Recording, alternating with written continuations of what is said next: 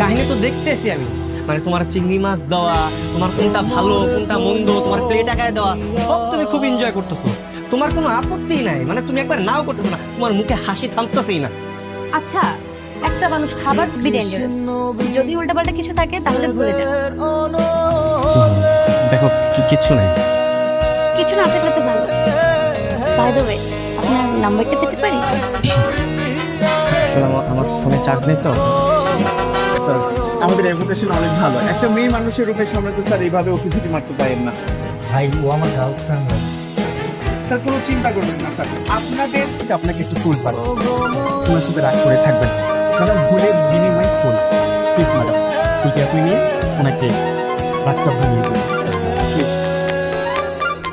Sorry madam.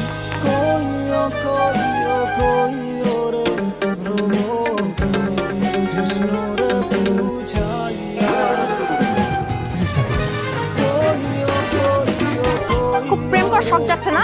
কাকুনকে ফুল দেওয়া হচ্ছে। তো আমি কি করবো? তুমি সবসময় ওর সাথে ঝগড়া করো, রাগ করো। তো বড় শখ তোমার? বলে আমার রাগ তুমি ভাঙাবা। আচ্ছা ঠিক আছে, আমি এখন আসা বসো।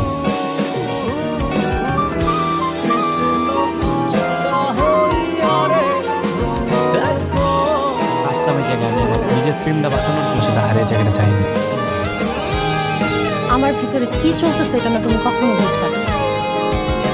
একদিকে পরিবারের চাপ, আরেকদিকে তোমাকে হারিয়ে ফেলার পর একটা বয়ফ্রেন্ড ছিল, তখন কি করবা?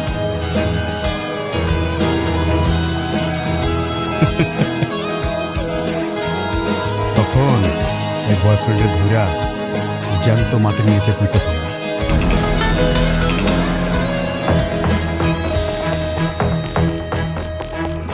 ব্যাপারটা এক মিনিট।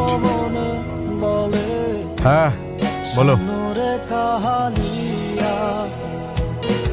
এখন সবকিছু মিটমাট হলে আমি একটু মানসিক শান্তি পাই।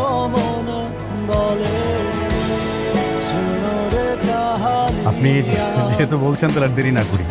আলহামদুলিল্লাহ, এই তো লক্ষ্মী ছিল। তাহলে এখন রাখি মামা। আচ্ছা ঠিক আছে।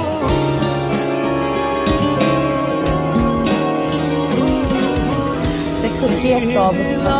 তোমার সাথে এখন আমার লুকিয়ে লুকিয়ে দেখা করা যায়। আচ্ছা, কি ডিসিশন নিলা তুমি? আমি না আসলে এই জায়গাটাতে কনফিউজ মানে বুঝছো, কি ডিসিশন নেব কি বলবো আমি না এটাই বুঝতে পারতেছি না। বুঝতেছো না মানে?